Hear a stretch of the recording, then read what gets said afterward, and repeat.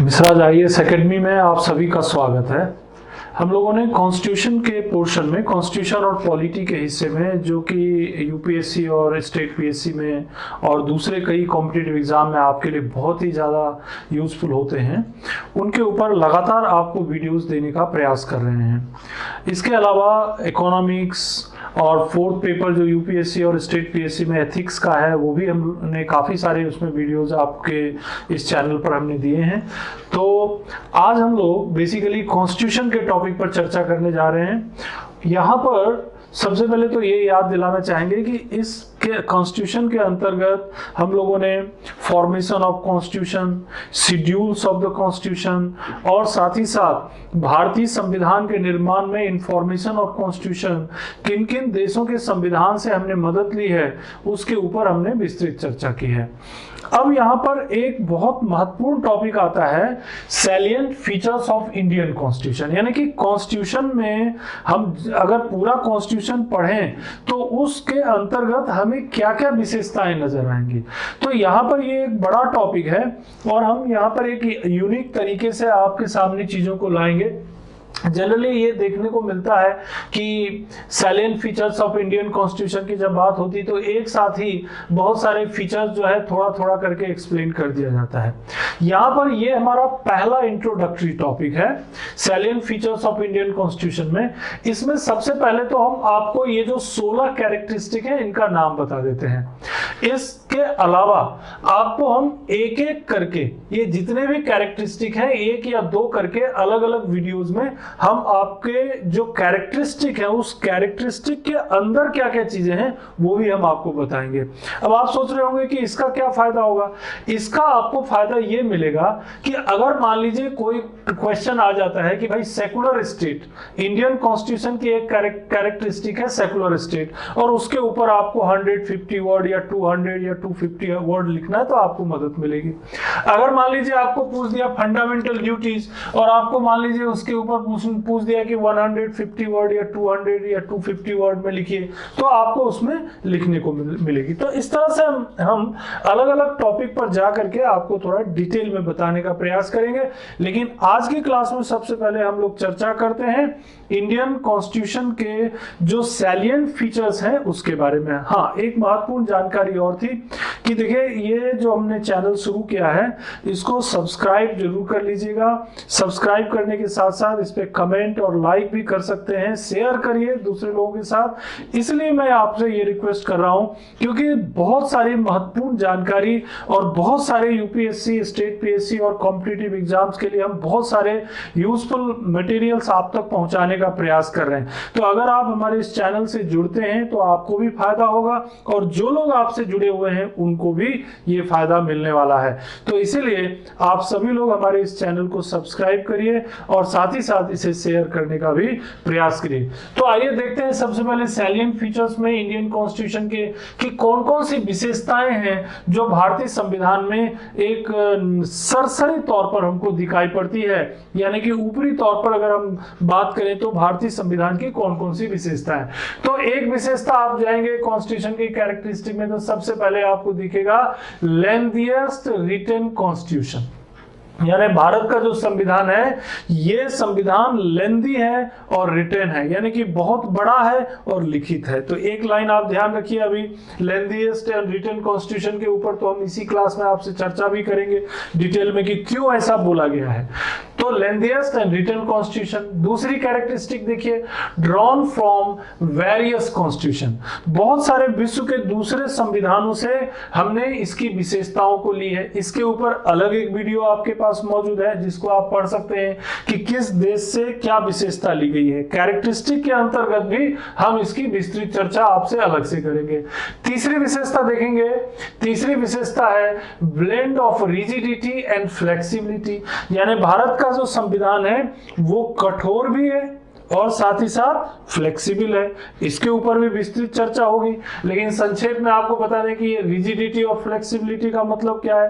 Rigidity का मतलब ये हुआ कि भारतीय संविधान में कुछ चीजें ऐसी हैं जो आसानी से बदली जा सकती है जरूरत के हिसाब से, लेकिन बहुत सारी ऐसी महत्वपूर्ण बातें हैं जो आसानी से बदली नहीं जा सकती, उसके लिए स्पेशल प्रोविजन है। तो अमेंडमेंट से रिलेटेड अगर आप बातों पर देखेंगे तो कुछ प्रावधान ऐसे हैं, जैसे ऑर्डिनरी, अगर सामान्य बहुमत से ही या साधारण बहुमत से अगर किसी संविधान में कोई बदलाव लाना है तो आसानी से किया जा सकता है।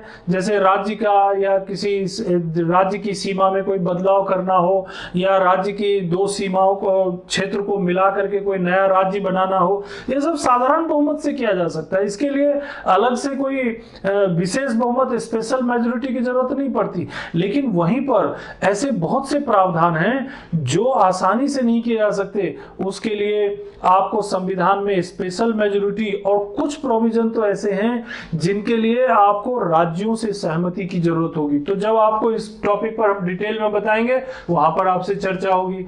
चौथी जो कैरेक्टरिस्टिक है इसमें देखिए, फेडरल सिस्टम विथ यूनिटरी बायस, यानी भारत का जो संविधान है वो फेडरल भी है और यूनिटरी भी है। फेडरल का मतलब क्या हुआ? फेडरल का मतलब ये हुआ कि केंद्र और राज्य के बीच जो है ये शक्तियां, जो पावर्स हैं और जो फंक्शंस हैं वो डिवाइडेड हैं, तो क्या हो गया? फेडरल। लेकिन साथ में बहुत सारे ऐसे पावर्स हैं, बहुत सारे ऐसे काम हैं जो सेंटर ही कर सकते हैं, राज्यों को वो नहीं दिया गया है, तो क्या हो गया? यूनिटरी। ये कैरेक्टरिस्टिक डिटेल में आपको बताया जाएगा। अभी फिलहाल हमारा मकसद ये है कि एक जनरल व्यू आपके दिमाग में आ जाए कि हमारे संविधान की जो विशेषता की बात करते हैं तो क्या विशेषता है। तो फेडरल और unitary characteristic. Parliamentary form of government, यानी भारत के संविधान में ये विशेषता है कि यहाँ जो सरकारें हैं वो पार्लियामेंट्री फॉर्म की है। पार्लियामेंट्री फॉर्म का मतलब क्या हुआ कि भाई पहले तो लोकसभा, राज्यसभा और राष्ट्रपति, ये पार्लियामेंट यानी संसद हो गए, और गवर्नमेंट जो होती है, सरकार जो बनती है, वो इस पार्लियामेंट से ही निकल के आती है। यानी कि अगर मैं केंद्रीय स्तर की बात करें तो जो सरकार बनी है, जो अभी वर्तमान में जैसे मोदी जी की सरकार है, प्रधानमंत्री नरेंद्र मोदी जी हैं, उनका जो कैबिनेट है वो कहां से आई? भाई जो लोकसभा और राज्यसभा में जो हमारे सदस्य हैं उन्हीं में से तो वो निकल के आए। तो पार्लियामेंट से ही जो है कैबिनेट का निर्माण होता है। ज्यादातर जो मंत्री रहते हैं आप देख रहे होंगे जो है लोअर हाउस के होते हैं, लोकसभा के होते हैं, लेकिन कुछ मंत्री जो हैं जो राज्यसभा के सदस्य हैं उन्हें भी बनाया जा सकता है। देखिए मंत्री तो जो लोकसभा और राज्यसभा के सदस्य नहीं है उन्हें भी बनाया जा सकता है, लेकिन वो स्थायी नहीं हो सकते। 6 महीने के अंदर ही उन्हें लोकसभा या राज्यसभा की सदस्यता जो है उनकी होनी चाहिए, अन्यथा वो मंत्री नहीं रह पाएंगे। तो ये सब कैरेक्टरिस्टिक अंदर जो है आपको हम बताएंगे। फिलहाल आप ये समझिए कि पार्लियामेंट्री फॉर्म ऑफ गवर्नमेंट हो गया। और एक कैरेक्टरिस्टिक देखिए, synthesis of parliamentary sovereignty and judicial supremacy. कुछ मामलों में क्या होता है, पार्लियामेंट को सॉवरेनिटी यानी पार्लियामेंट स्वायत्त है, और कुछ मामलों में जुडिशियल सुप्रीमेसी है। जुडिशियल सुप्रीमेसी का मतलब यह है कि अगर पार्लियामेंट ने कोई कानून बनाया और वो ऐसा हुआ कि वो कोर्ट में मैटर गया, मान लीजिए किसी के फंडामेंटल राइट का वायलेशन हुआ, तो सुप्रीमेसी ऑफ जुडिशियरी, कई मामलों में सुप्रीमेसी है जुडिशियरी का, कि जुडिशियरी चाहे तो ऐसे कानून को जो कि बेसिक स्ट्रक्चर के अगेंस्ट है वो उस कानून को इनवैलिड भी घोषित कर सकती है। लेकिन कई मामलों में पार्लियामेंट्री सॉवरेनिटी, पार्लियामेंट अपने हिसाब से संविधान के दायरे में कानून बना सकती है। तो दोनों को महत्व दिया गया है। तो सिंथेसिस है, सिंथेसिस मतलब दोनों का मिला जुला रूप। Synthesis of parliamentary sovereignty and judicial supremacy. एक और कैरेक्टरिस्टिक देखिए आप, इंटीग्रेटेड एंड इंडिपेंडेंट जुडिशियरी। हमारे देश में जुडिशियरी क्या है? एकीकृत है, इंटीग्रेटेड है और इंडिपेंडेंट है, स्वतंत्र है। वो ना तो केंद्र के दायरे में आती है ना राज्य के दायरे में आती है, उनकी अपनी एक इंडिपेंडेंट संरचना है और इंटीग्रेटेड है। Supreme court, high court, district court और उसके भी लोअर कोर्ट है। तो इंटीग्रेटेड एंड इंडिपेंडेंट जुडिशरी बोलेंगे तो इसका मतलब क्या हुआ कि हमारी जुडिशरी इंडिपेंडेंट है, ये केंद्र और राज्य या डिस्ट्रिक्ट से के अंदर में ये काम नहीं करते, इनका एक अपना इंफ्रास्ट्रक्चर है, अपना स्ट्रक्चर है, इसीलिए ये इंटीग्रेटेड हैं और ये आपस में जुड़े हुए हैं। आपस में इसलिए क्योंकि सुप्रीम कोर्ट जो सबसे बड़ा न्यायालय है, हाई कोर्ट और उसके नीचे जो है हमारे डिस्ट्रिक्ट कोर्ट काम करती है। तो इंटीग्रेटेड एंड इंडिपेंडेंट जुडिशरी ये भी इसकी कैरेक्टरिस्टिक है। और ये जो है 7 विशेषताओं के आगे बढ़िए। फंडामेंटल राइट्स, हमारे संविधान की एक बहुत बड़ी विशेषता क्या है? फंडामेंटल राइट्स यानी मूल अधिकार। हमारे देश के नागरिकों को बहुत बड़ा अधिकार दिया गया है, फंडामेंटल राइट दिया गया है। और मूल संविधान में तो ये 7 थे, 7 फंडामेंटल राइट्स थे। अभी बाद में इसमें थोड़े चेंजेस हो गए, फंडामेंटल राइट में चेंजेस हो गए। ये कौन से संविधान संशोधन से? ये हमारा जो कॉन्स्टिट्यूशनल राइट था, राइट टू प्रॉपर्टी, ये जो है फंडामेंटल राइट से हटा करके इसको कहां ले जाया गया? ये 44th कॉन्स्टिट्यूशनल अमेंडमेंट 1978, 44वां संविधान संशोधन से ये जो है लीगल राइट बना दिया गया। तो अभी वर्तमान में जो है हमारे पास कितने ये फंडामेंटल राइट है? There are 6 fundamental right. अब इसके ऊपर भी डिटेल में जाएंगे। अभी कैरेक्टरिस्टिक में तो एक बार पढ़ेंगे ही हम लोग, और अलग से फंडामेंटल राइट भी पढ़ेंगे। तो आप लोगों को बहुत विस्तृत रूप से कॉन्स्टिट्यूशन को पढ़ने, समझने और याद रखने का मौका मिलेगा। और आप भरोसा रखिए, एक एक आर्टिकल आपको याद रहेगा। कॉन्स्टिट्यूशन में जो बोलते हैं लोग आर्टिकल याद नहीं रहता, आप हमारे चैनल से जुड़े रहिए, आपको एक एक आर्टिकल याद होगा कॉन्स्टिट्यूशन का। और सिर्फ याद ही नहीं होगा, आप उसे समझेंगे भी। तो इस तरह से फंडामेंटल राइट। इसके अलावा डीपीएसपी यानी directive principle of state policies, directive principle of state policies, ये भी हमारे संविधान की एक विशेषता है। डीपीएसपी डायरेक्टिव प्रिंसिपल यानी कि इस संविधान में ये बात बताया गया है कि भाई अगर सरकार कोई कानून बनाती है, कोई नीति बनाती है, डायरेक्टिव प्रिंसिपल स्टेट पॉलिसी, अगर कोई स्टेट पॉलिसी बनाती है तो किन किन बातों का ध्यान रखें? गरीबों का ध्यान रखो, मजदूरों का ध्यान रखो, इंडस्ट्रियल डेवलपमेंट का ध्यान रखो, जो हमारी जो कॉटेज इंडस्ट्री है उसका ध्यान रखो। वो सब विस्तृत रूप से आपसे बात करेंगे डीपीएसपी के ऊपर। यहां पर भी हम आपको अलग टॉपिक में थोड़ी जानकारी देंगे। फंडामेंटल ड्यूटीज, ये भी अलग से हमने जोड़ा है अपने कॉन्स्टिट्यूशन में, ये मूल संविधान में नहीं था। This is also a characteristic of Indian constitution. Fundamental duties जो है ये हमारे पास, ये जो फंडामेंटल ड्यूटी है ये हमने जोड़ा है यहां से 42nd कॉन्स्टिट्यूशनल अमेंडमेंट से। 1976 में 1976 में हमने फंडामेंटल ड्यूटी जो है ये कॉन्स्टिट्यूशन में जोड़ा। 42वां संविधान संशोधन, ये उस समय इमरजेंसी का दौर चल रहा था और फंडामेंटल ड्यूटी को जोड़ करके इंदिरा गांधी उस समय प्रधानमंत्री थी, उन्होंने लोगों को ये बताने का प्रयास किया कि राइट्स तो आपके पास बहुत सारे हैं, ड्यूटीज भी जरा आप लोग फॉलो कीजिए। ठीक, तो ये हमारे संविधान में जुड़ गया, एक नई चीज आ गई। और क्या चीज है? एक बहुत बड़ी विशेषता हमारे कॉन्स्टिट्यूशन की, ये हमारे प्रियम्बल में भी इसका जिक्र किया गया है, सेकुलर स्टेट। हमारा जो संविधान, हमारा जो देश है, ये देश कैसा होगा? धर्मनिरपेक्ष, पंथ निरपेक्ष, सेकुलर स्टेट होगा। राज्य जो है ये किसी भी धर्म का समर्थन नहीं करेगी। राज्य का जो कोई पर्टिकुलर धर्म नहीं होगा, सभी धर्म के लोग, the people of all the religion will be similar in front of the state. राज्य के लिए सभी धर्म, चाहे किसी भी धर्म का व्यक्ति हमारे देश में रह रहा हो, राज्य के लिए केवल वो एक नागरिक है, एक सिटीजन है, वो किसी धर्म के आधार पर भेदभाव नहीं करेगी। तो डिटेल में पढ़ा जाएगा इस टॉपिक को। फिलहाल आप इतना समझिए कि हमारे संविधान की बड़ी विशेषताओं में एक विशेषता सेकुलर स्टेट भी है।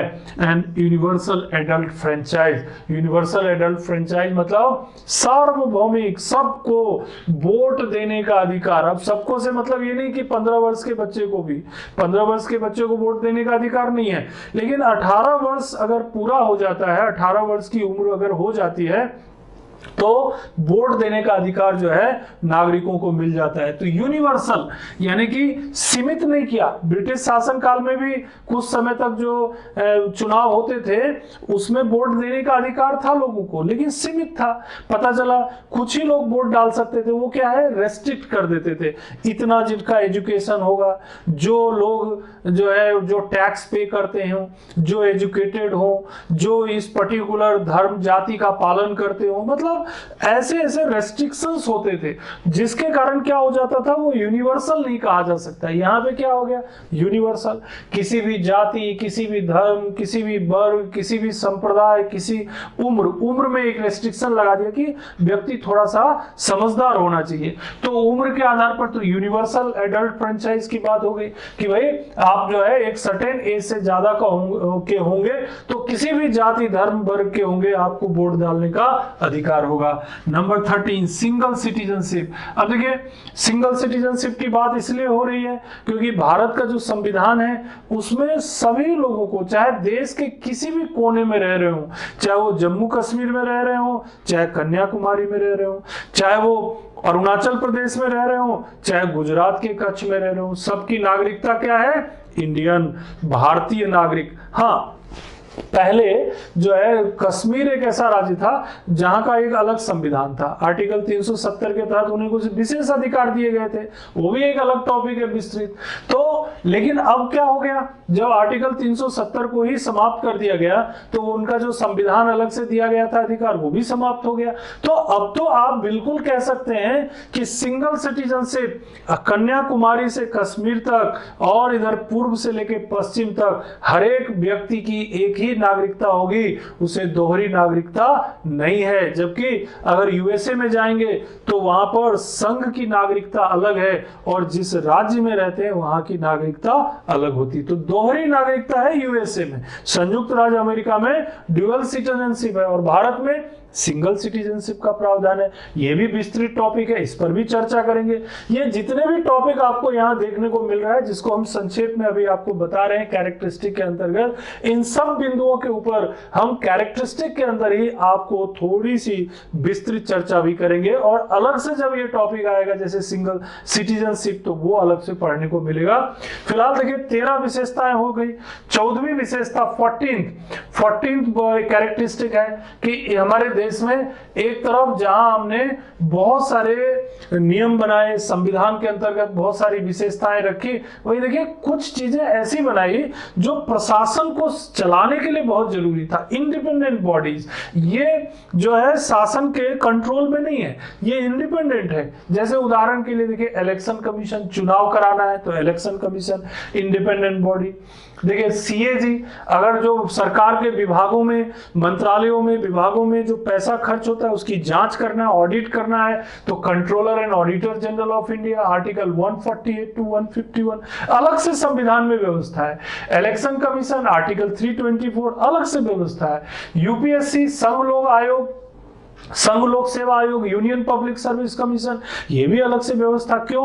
क्योंकि देखिए जो सरकार है, जो हमारी जो चुनी हुई सरकारें हैं, इलेक्टेड जो गवर्नमेंट है, वो तो पॉलिटिकल एडमिनिस्ट्रेशन हो गया, वो तो राजनीतिक कार्यकारी है, पॉलिटिकल एग्जीक्यूटिव हो गए। लेकिन उस पॉलिटिकल एग्जीक्यूटिव को एडमिनिस्ट्रेटिव एग्जीक्यूटिव की जरूरत पड़ेगी और एडमिनिस्ट्रेटिव एग्जीक्यूटिव के बिना वो वास्तविक तौर पर जो नीतियां हैं, कानून है, उनको तो क्रियान्वित इंप्लीमेंट ही नहीं कर पाएंगे। तो इसीलिए यूपीएससी केंद्रीय स्तर पर और स्टेट पीएससी, राज्य लोक सेवा आयोग जो है, ये राज्य स्तर पर क्या करते हैं, एकदम तटस्थ और निष्पक्ष रूप से परीक्षाएं आयोजित करते हैं। तो यूपीएससी का एग्जाम अभी होने ही वाला है और स्टेट पीएससी तो भाई राज्य सरकारें अपने अपने स्तर पर, राज्य में जो है स्टेट पीएससी होती है। जैसे मध्य प्रदेश की बात करेंगे तो मध्य प्रदेश लोक सेवा आयोग, एमपीपीएससी, एक जो है बिल्कुल ऑटोनॉमस ऑर्गेनाइजेशन है। हाँ, अभी थोड़े कुछ दिनों से परीक्षाएं आयोजित ये नहीं कर पा रहे हैं मध्य प्रदेश लोक सेवा आयोग, ये दुर्भाग्य की बात है, लेकिन बहुत जल्दी उम्मीद है कि ये परीक्षाएं आयोजित करेंगे और बहुत सारे युवा जो इस परीक्षा की तैयारी कर रहे हैं, मुझे पूरी उम्मीद है कि उन्हें जरूर अवसर मिलेगा और वो जो मेहनत कर रहे हैं, वो जो समर्पण कर रहे हैं, वो जो डेडिकेटेड है इस काम के लिए, उनको जरूर लक्ष्य मिलेगा, इसका भरोसा रखिए। भरोसा बहुत बड़ी चीज है। हाँ, धैर्य की परीक्षा तो देखिए इस तैयारी के दौरान होती है। धैर्य की परीक्षा होती है। मैं आपको मेरा अनुभव बताता हूं, मैं जो उस फेज में तैयारी कर रहा था जब 5 वर्षों तक लगातार एग्जाम नहीं हुए, 5 इयर्स, 5 सालों तक, लेकिन हम उस मैदान में जुटे रहे और अल्टीमेटली 2008 में हमने एमपीपीएससी सेलेक्ट होकर के और पोस्ट भी हासिल की। तो पैसेंस की परीक्षा इसके दौरान होती है, ये धैर्य की परीक्षा का ही एग्जाम है। तो आप बिल्कुल निश्चय थोड़ा सा पैसेंस रखिए, आपको बराबर मौका मिलेगा, लेकिन मेहनत भी साथ में करनी पड़ेगी। यहाँ पर election commission, UPSC, CAG, state PSC, ये इंडिपेंडेंट बॉडीज के एग्जाम्पल्स हैं। और आगे बढ़ते हैं, इमरजेंसी प्रोविजन। ठीक, हमने एक कैरेक्टरिस्टिक आपको बताया था कि भारत का जो संविधान है उसमें फेडरल सिस्टम और यूनिटरी सिस्टम दोनों ही सिस्टम है। यानी कभी तो ये फेडरल हो जाता है, यानी कि केंद्र और राज्यों के बीच कार्य और शक्तियों का बंटवारा है, और कभी यूनिटरी भी हो जाता है। यूनिटरी मतलब सारी शक्तियां केंद्र के पास चली जाती। तो ये जो इमरजेंसी प्रोविजन है ना, ये यूनिटरी सिस्टम से जुड़ा हुआ है। अगर देश को ये लगेगा, अगर कभी ऐसी परिस्थिति बनी कि भाई युद्ध हो गया, यानी वार छिड़ गया है, या मान लीजिए कोई बहुत ज्यादा कोई एक्सटर्नल एग्रेशन हो गया है, या कोई ऐसी बहुत कोई संकट की स्थिति में देश आ जाए, कोई पृथकतावाद, बहुत ज्यादा सेपरेटिज्म की स्थिति पैदा हो गई, तो देश में एकता बनाए रखने, यूनिटी और इंटेग्रिटी बनाए रखने के लिए जरूरत पड़ेगी, तो इमरजेंसी प्रोविजन का इस्तेमाल कर सकते हैं। आर्टिकल 352, 356 और 360। 360 फाइनेंशियल इमरजेंसी, 356 जो है यानी president rule in states, and 352 जो है ये नेशनल इमरजेंसी है। तो यहाँ पर तो मैंने एक जनरल कैरेक्टरिस्टिक में आपको बताया, ये सब विस्तृत टॉपिक पर हम आपसे चर्चा करेंगे। फिलहाल 15 आपको कैरेक्टरिस्टिक हो गए, और ये 16वां कैरेक्टरिस्टिक जो है ये है 3 टायर गवर्नमेंट, यानी 3 स्तरीय सरकार। यानी 3 स्तरीय सरकार का मतलब क्या हुआ? Central government, state government. अब तीसरा कौन सा आ गया भाई? तीसरा भी तो है, ग्रामीण स्तर पर पंचायती राज और नगरीय स्तर पर नगरीय स्थानीय निकाय, यानी अर्बन लोकल गवर्नमेंट। अर्थात ये 3 टायर गवर्नमेंट की जो बात हम कर रहे हैं, ये भी एक हमारे संविधान की बड़ी विशेषता है। तो देखिए, कुल मिलाकर के यहाँ पर मैं 16 कैरेक्टरिस्टिक की बात आपसे कर रहा हूं। पहला, लेंथीएस्ट एंड रिटन कॉन्स्टिट्यूशन। दूसरा, the drawn from various constitution, बहुत सारे दूसरे देश की संविधानों से चीजें आई। रिजिडिटी और फ्लेक्सिबिलिटी दोनों का मिला जुला रूप है। फेडरल सिस्टम विथ यूनिटरी बायस, यानी कि संघात्मक और एकात्मक व्यवस्था का मिला जुला रूप है, लेकिन एकात्मकता की ओर ये थोड़ा झुका हुआ है जरूरत पड़ने पर। पार्लियामेंट्री फॉर्म ऑफ गवर्नमेंट, संसदीय शासन प्रणाली का रूप है। Synthesis of parliamentary sovereignty and judicial supremacy, यानी कि पार्लियामेंट्री सॉवरेनिटी यानी पार्लियामेंट को भी महत्व दिया गया है, और जुडिशियल, जरूरत पड़ने पर जुडिशियल सुप्रीमेसी को भी महत्व दिया गया है। Integrated and independent judiciary, judiciary अपने आप में इंटीग्रेटेड, एकीकृत है, इंटीग्रेटेड है, और साथ ही साथ इंडिपेंडेंट यानी कि स्वतंत्र होकर के भी काम करते हैं। इसके अलावा फंडामेंटल राइट्स, मूल अधिकारों की बात की गई है। Directive principle of state policy, fundamental duties की भी बात की गई है। सेकुलर स्टेट, इसके अलावा सेकुलर स्टेट यानी धर्मनिरपेक्ष या पंथ निरपेक्षता की भी चर्चा की गई है। यूनिवर्सल एडल्ट फ्रेंचाइज, यानी कि सार्वभौमिक मत देने का अधिकार एक निश्चित उम्र से अधिक उम्र के लोगों को दिया गया है। और सिंगल सिटीजनशिप, यानी कि एकल नागरिकता का प्रावधान हमारे देश के संविधान में है। इसके अलावा कुछ इंडिपेंडेंट बॉडीज बनाई गई हैं, और वो जो बॉडीज हैं, इंडिपेंडेंट संस्थाएं जैसे सीएजी, यूपीएससी, इलेक्शन कमीशन वगैरह, ये जो हैं ये स्वायत्त और स्वतंत्रता पूर्वक काम करते हैं, जिससे कि देश की डेमोक्रेसी को ताकत मिलती है। इमरजेंसी प्रोविजन, कभी जरूरत पड़ने पर देश में राष्ट्रीय एकता और अखंडता, नेशनल यूनिटी और इंटेग्रिटी को मजबूती देती है। और 3 टायर व्यवस्था इसलिए क्योंकि डिसेंट्रलाइजेशन को, विकेंद्रीकरण को महत्व देना है, तो गांव के लोगों को भी अवसर मिलना चाहिए, तो पंचायती राज, और जो छोटे शहर के लोग हैं, बड़े शहर के लोग हैं, उन्हें भी अपना प्रतिनिधित्व चुनने का अधिकार होना चाहिए, तो अर्बन लोकल गवर्नमेंट। तो इस तरह से जो भारत का संविधान है उसमें इतनी सारी विशेषताएं हैं कि हम उन विशेषताओं को कितना भी पढ़ेंगे वो कम ही पड़ेगा। इसीलिए हम कहते हैं कि unique it's content and it's spirit, यानी कि अपने आप में ये अद्वितीय है, इसके जो कंटेंट है, इसकी जो सोच है और इसकी जो भावना है, ये विश्व के किसी भी दूसरे संविधान में नहीं है। लेकिन समय समय पर कई चेंजेस भी हमने किए हैं, जैसे 7th कॉन्स्टिट्यूशनल अमेंडमेंट हुआ, बहुत बड़ा चेंज था ये। 42nd constitutional amendment, 44th constitutional amendment, 73rd and 74th constitutional amendment, ये सब चेंजेस कर करके हमने संविधान को और अधिक बढ़िया बनाया और उसमें कैरेक्टरिस्टिक को ऐड किया। 7th कॉन्स्टिट्यूशन में क्या किया हमने, देखिए 7th कॉन्स्टिट्यूशन जो है, इसमें जो पहले जो डिवीजन था स्टेट्स का, A, B, C, D में विभाजन था 1956 में, इसको हमने चेंज करके 14 स्टेट्स और 6 यूनियन टेरिटरी में चेंज कर दिया। और देखिए क्या किया, 42nd कॉन्स्टिट्यूशनल अमेंडमेंट बड़ा चेंज था, ये तो मिनी संविधान जैसा है, वो सब आगे आपको पढ़ने को मिलेगा। आप लोग जो है अगर हमें मौका देंगे तो आपको ये सब चीजें मैं डिटेल में बताऊंगा। सोशलिस्ट, समाजवादी, सेकुलर, पंथ निरपेक्ष और इंटेग्रिटी, है ना, मतलब जो अखंडता है, ये 3 शब्द यानी कि सोशलिस्ट, समाजवादी, पंथ निरपेक्ष और अखंडता, ये 3 बड़े महत्वपूर्ण शब्द हैं प्रियम्बल में जोड़ दिए गए। 42nd कॉन्स्टिट्यूशनल अमेंडमेंट 1976, 1978 में 44th कॉन्स्टिट्यूशनल अमेंडमेंट हुआ। इसमें एक बड़ी महत्वपूर्ण चीज हुई, जो ये टर्म्ड आर्म्ड रिबेलियन जो यूज होते थे, ये जो इंटरनल डिस्टर्बेंस वर्ड जो यूज होता था ना इमरजेंसी प्रोविजन में, उसकी जगह पर ये देखिए आर्म्ड रिबेलियन शब्द जोड़ा गया। ये जब इमरजेंसी प्रोविजन पढ़ेंगे वहां हम और डिटेल में आपको एक्सप्लेन करेंगे। हाँ, यहां पर एक चीज और आप तेजी से याद रख सकते हैं, right to property became only legal right. Right to property जो फंडामेंटल राइट में था, मैंने आपको जिक्र किया था 7 फंडामेंटल राइट थे, यहां से ये राइट टू प्रॉपर्टी वाला अधिकार निकल करके लीगल राइट में चला गया। ठीक, इसके अलावा देखिए 73rd कॉन्स्टिट्यूशनल अमेंडमेंट से पंचायती राज व्यवस्था को, पंचायती राज को हमने कॉन्स्टिट्यूशनल राइट दे दिया। और 1992 में ही 74th कॉन्स्टिट्यूशनल अमेंडमेंट से हमने जो अर्बन लोकल गवर्नमेंट यानी नगर पालिका, नगर निगम, ये सब जो हमारी नगरीय स्थानीय निकाय है, अर्बन लोकल गवर्नमेंट है, उनको भी कॉन्स्टिट्यूशनल राइट दे दिया। ये सब बातें भारतीय संविधान को बिल्कुल अद्वितीय बनाती हैं और इसकी आत्मा को बहुत ज्यादा लोगों के प्रति डिवोटेड बना देती हैं। पंचायती राज आ गया तो मतलब ग्रामीण समुदाय के लोगों को महत्व दिया। अर्बन लोकल गवर्नमेंट आ गया तो नगर में रहने, शहर में रहने वाले लोगों को अवसर दिया अपने प्रतिनिधि चुनने का स्थानीय स्तर पर। इसी तरह से हमने ये देखा कि राष्ट्रीय एकता और अखंडता को बहुत मजबूत करने के लिए हमने प्रियम्बल में भी इंटीग्रिटी वर्ड को बहुत महत्व दिया।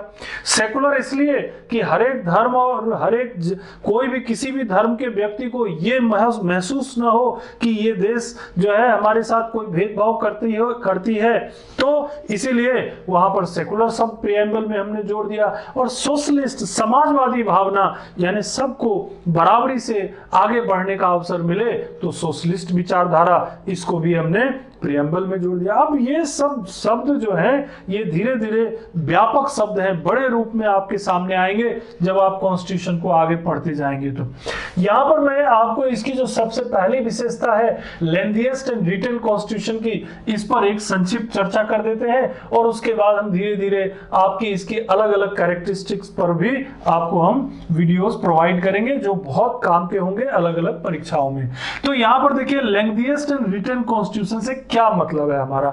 अगर मान लीजिए यही चीज आपको एक्सप्लेन करने के लिए आ जाए तो आपको क्या क्या बात ध्यान में रखना पड़ेगा। पहली चीज तो ये ध्यान रखिए कि विश्व में 2 तरह के संविधान होते हैं, रिटन भी होता है और अनरिटन भी होता है। तो रिटन कॉन्स्टिट्यूशन है, उसमें हर चीज लिखी रहेगी या शॉर्ट में लिखी हुई है, उसके आधार पर शासन को चलाना पड़ता है। तो अमेरिका का जो संविधान है ये विश्व का जो है पहला लिखित संविधान माना गया है। ये this is the first written constitution of the world, कई बार आता भी है ये एग्जाम में।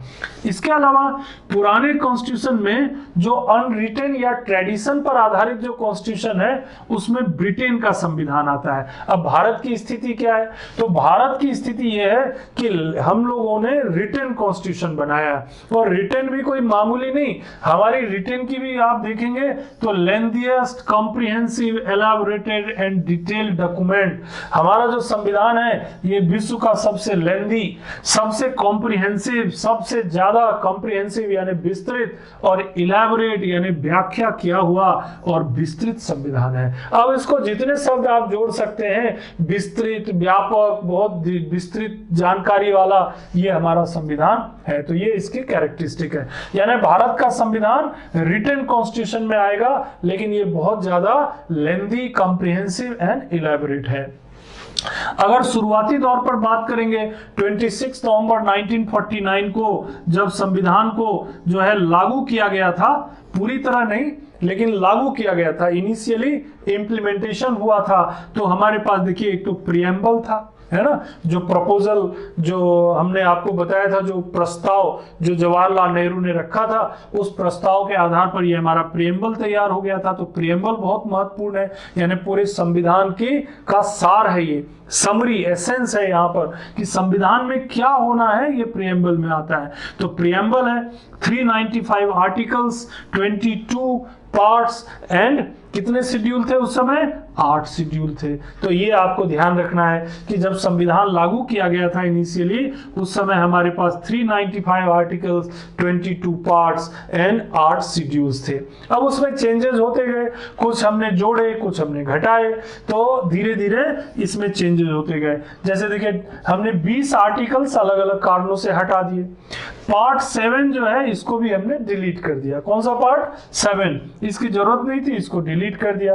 और साथ ही साथ हमने कुछ आर्टिकल्स जोड़े, जैसे 70 आर्टिकल अलग अलग कारणों से जुड़े, जैसे पंचायती राज के कारण जुड़े, इसके अलावा अर्बन लोकल गवर्नमेंट के कारण जुड़े, इसके अलावा सोसाइटीज से रिलेटेड जो है कोऑपरेटिव सोसाइटीज, उसके कारण बहुत सारे आर्टिकल जुड़े। तो 70 लगभग आर्टिकल हमारे पास जुड़े, एकदम एग्जैक्टली नहीं है लेकिन लगभग मैंने बताया अबाउट 70 आर्टिकल जुड़े। इसके अलावा 3 पार्ट्स भी हमने जोड़े।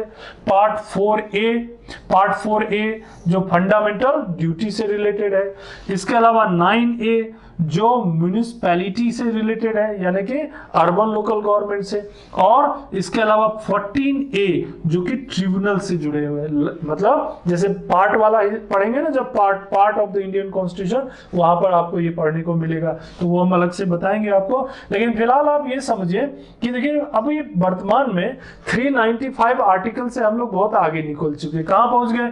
450 आर्टिकल्स पे पहुंच गए, 24 पार्ट्स हो गए, और शेड्यूल हमारे पास बढ़ करके कितने हो गए? कॉन्स्टिट्यूशन की शुरुआत में कितने शेड्यूल थे हमारे पास? 8, अभी कितने हो गए? 12। कितने थे हमारे पास पार्ट? 22, अभी कितने हो गए? 24। कितने थे शुरू में? 395, और अभी हो गए 450। ये संख्या 450 वाली थोड़ी अलग अलग भी मिलेगी, तो परेशान मत होइएगा, मैंने एक टेंटेटिव आंकड़ा आपको बता दिया है, इसके इर्द गिर्द होगा। ठीक, तो ये भी आप क्लियर हो गया आपके पास कि मूल संविधान में कितने आर्टिकल्स थे, कितने शेड्यूल्स थे और कितने पार्ट थे। वर्तमान में अगर देखेंगे तो कितने हैं? तो 450 आर्टिकल्स, 24 पार्ट्स एंड 12 शेड्यूल्स हैं। तो इस तरह से संविधान में जरूरत पड़ने पर हमने चेंजेस भी किए हैं। अब कभी कभी एक क्वेश्चन आता है, भाई क्या कारण था कि भारत का संविधान इतना व्यापक बन गया? क्या कारण था? तो कारण आप बता सकते हैं, factors of elephantine size of the constitution. तो पहला कारण ज्योग्राफिकल फैक्टर, भारत का जो ज्योग्राफिकल फैक्टर है। अब देखिए भारत में कश्मीर से कन्याकुमारी तक कितनी भाषाएं बोली जाती है, कितनी संस्कृतियां, अलग अलग किस्म के कल्चर हैं, भाषा, संस्कृति, खान पान, रहन सहन, ये सब क्या है? जो ज्योग्राफिकल डाइवर्सिटी है, इतना व्यापक है, इतना विस्तृत है कि ज्योग्राफिकल डाइवर्सिटी को ध्यान में रख करके बहुत सी बातों को, कल्चर से रिलेटेड, लोगों की भावनाओं से रिलेटेड चीजों को समावेश करना पड़ता है। हिस्टोरिकल फैक्टर्स, 1935 का जो एक्ट था जिससे हमने जब हम संविधान बना रहे थे तो मैंने बताया भी था फॉर्मेशन ऑफ कॉन्स्टिट्यूशन में लगभग 250 आर्टिकल्स जो भारत के संविधान में है वो 1935 का जो भारत शासन अधिनियम है, गवर्नमेंट ऑफ इंडिया एक्ट है, उसमें से ही आ गया है। तो वो बहुत सारे जो प्रशासन को चलाने के जो तरीके थे उसको हमें समाविष्ट करना था, इंक्लूड करना था, तो वो पूरा शामिल कर लिया हमने, उससे भी साइज बड़ा हो गया। Single constitution for centre and state, हमें राष्ट्रीय एकता की बहुत चिंता थी, आज भी है, क्योंकि हमारे देश का निर्माण आसानी से नहीं हुआ, बहुत मुश्किलों से हुआ। बहुत सारे जो क्षेत्र थे, बहुत सारे राजा महाराजा थे, प्रिंसली स्टेट है ना, बहुत सारे क्षेत्र ऐसे थे जिसमें पृथकतावादी सेपरेटिज्म फीलिंग थी, भाषा के आधार पर लोग अलग होना चाहते थे, क्षेत्र के आधार पर अलग होना चाहते थे। हमारे देश की एक प्रमुख समस्या थी यूनिटी एंड इंटेग्रिटी, और यूनिटी ऑफ इंटेग्रिटी को ध्यान में रखने के लिए हमने चाहे केंद्र हो या राज्य हो, कॉन्स्टिट्यूशन एक ही रहेगा, single constitution for centre and states. और देखिए क्या कारण था, तो डोमिनेंस ऑफ लीगल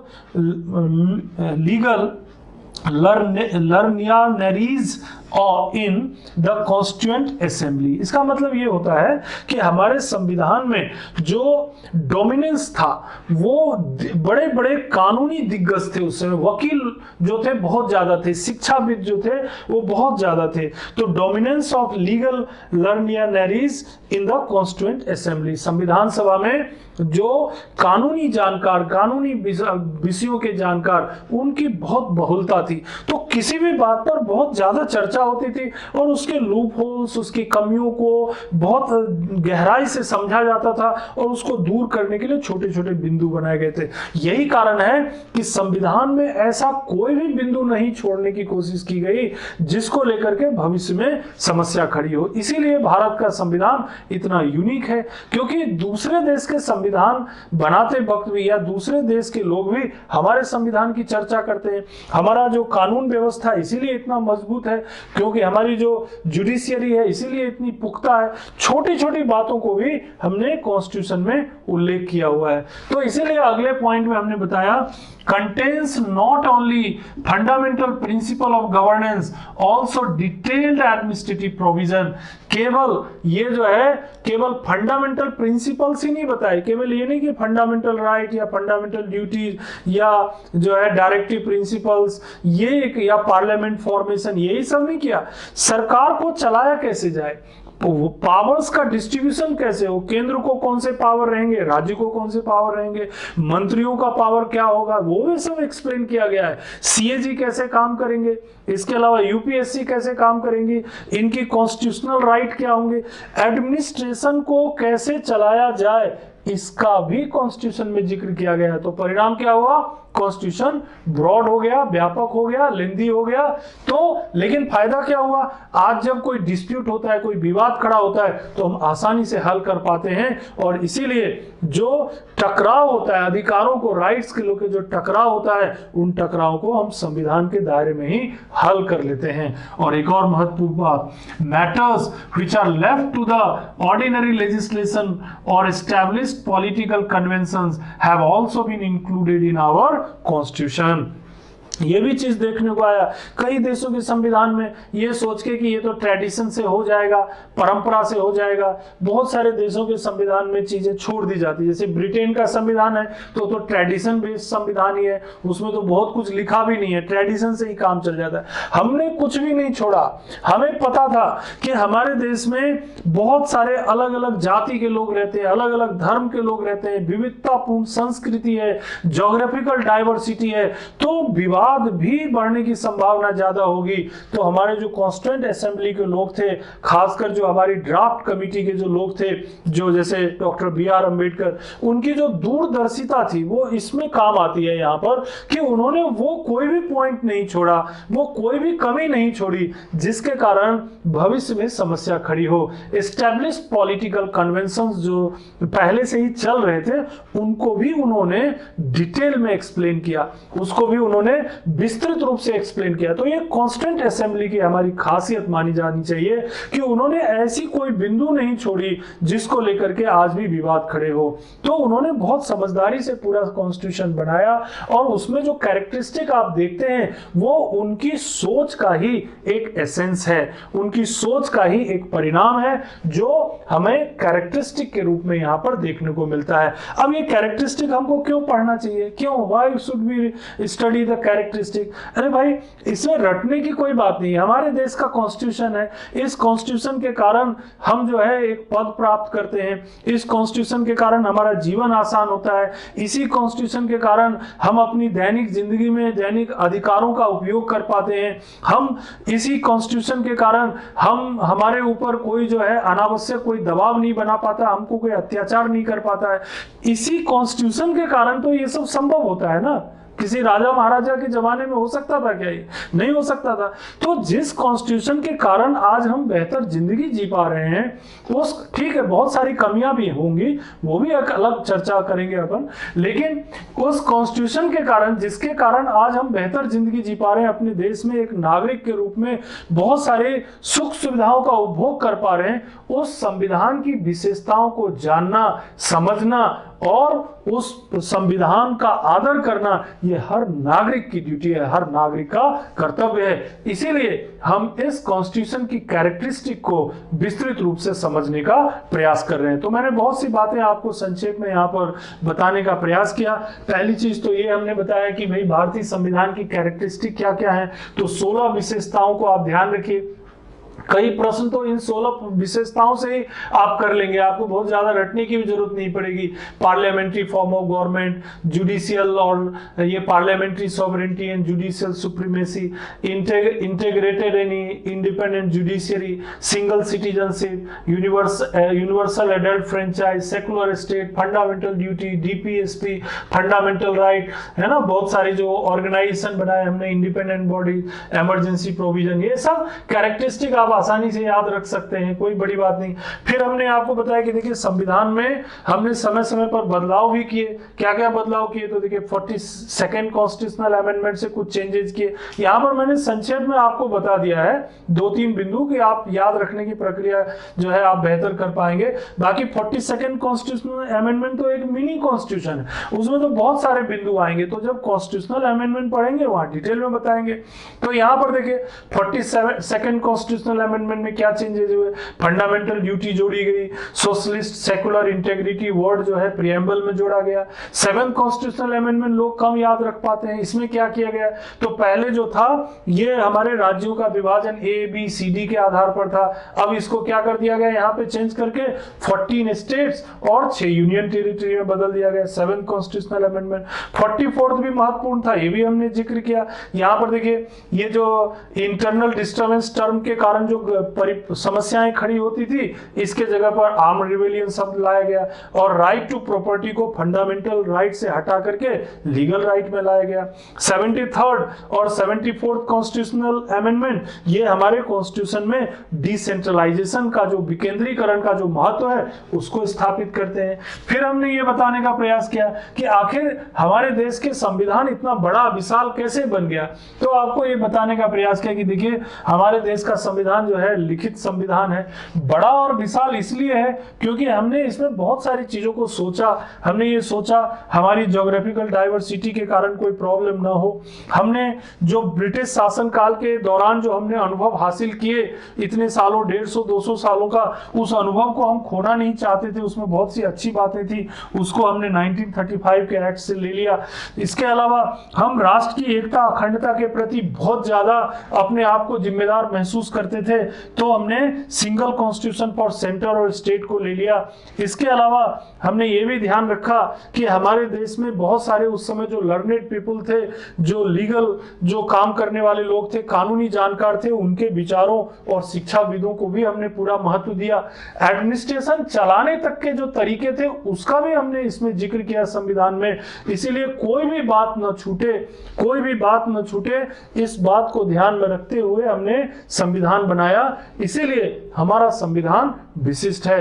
अगले क्लास में हम आपसे बात करेंगे इनके आगे के कैरेक्टरिस्टिक पर। धन्यवाद, थैंक यू।